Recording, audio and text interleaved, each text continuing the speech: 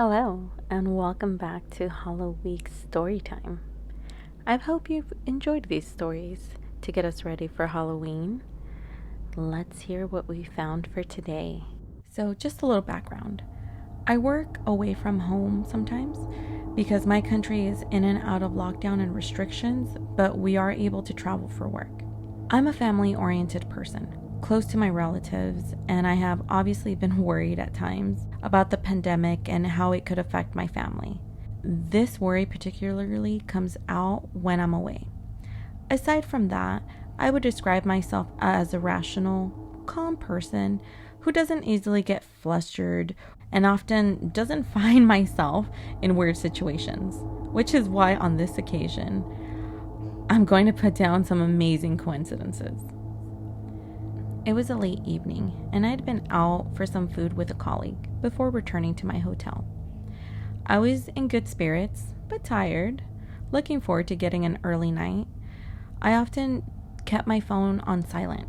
I preferred to get texts anyways, opposed to calls. And after getting to my room, I realized I had 3 missed calls and a voicemail from an unknown number. I thought it was weird because it was late, calls were obviously persistent. I played the voicemail and can only describe the voice I heard as some otherworldly, odd, strange voice, like the creepy old man voice. I can almost picture him, white, whiskey skin, and yellow eyes. What was even weirder was the message. Kim, you need to call me. Call me back. And then in a soft whisper that sounded like his last breath, please. So at this stage, rational, sane old me fled from my room and started banging on my colleague's door, who found it hilarious, until we Google checked the number and found it belonged to a hospital nearby.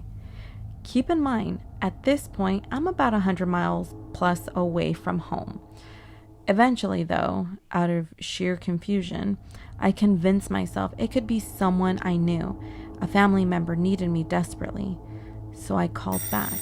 It rang, and I was about to hang up before I heard an auto message.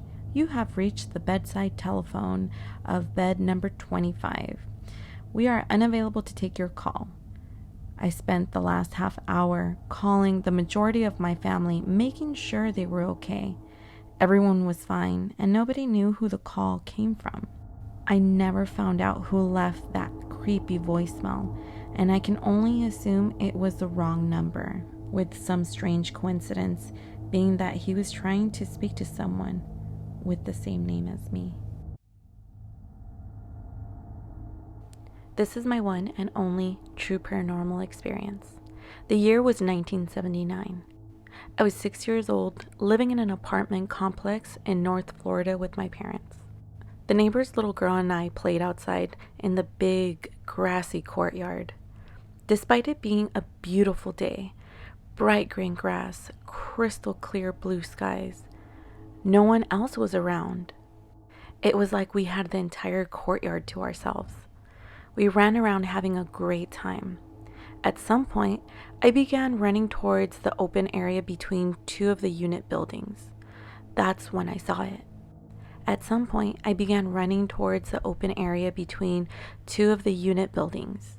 And that's when I saw it.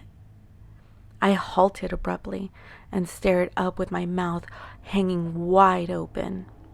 A ship floating lazily in the sky. Not a traditional flying saucer or metal craft, but rather a sailing ship, complete with a hull, big billowings, sails, masts, etc. The kind of ship you see in a bottle. In terms of how high up it was in the air, well, if I had my hand up, I could probably blot it out of the sky, but close enough to see the individual wooden boards in the hull. An instant later, the little girl was at my side. She could see it too. I darted inside to fetch my mother. See, remembering this clear to this day. I grabbed her waist and pulled her outside, saying, "There's a ship in the sky! There's a ship in the sky!"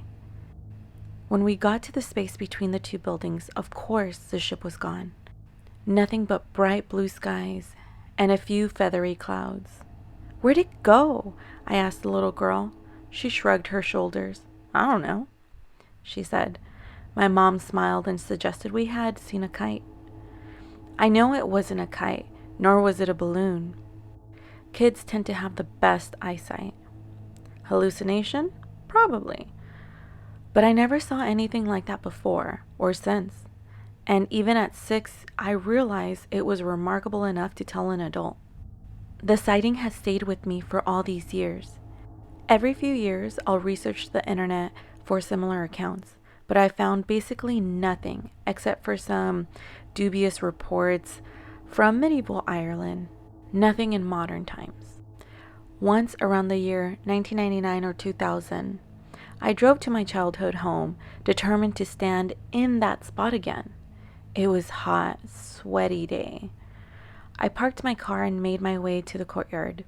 I stood approximately where I had stood as a child and gazed up into the hot sky between the two buildings. Nothing was there, and nothing happened.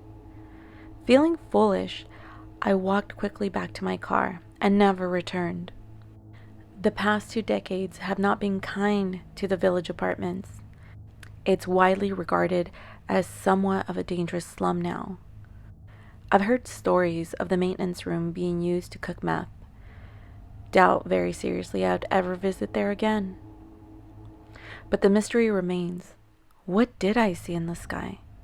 Peter Pan and the Lost Boys? The image of sailing ships floating through the clouds is not new. There's an old book I found called The Ship That Sailed to Mars. And then there's the legend. Or maybe it's just my young eyes playing tricks on me. I've reached out to the occasional UFO expert and usually get no reply, or some basic answer like, yeah, people used to see ships instead of flying saucers, but maybe mention the medieval Ireland story. Well, I guess I'll never know. Anyways, there you have it. That's my experience.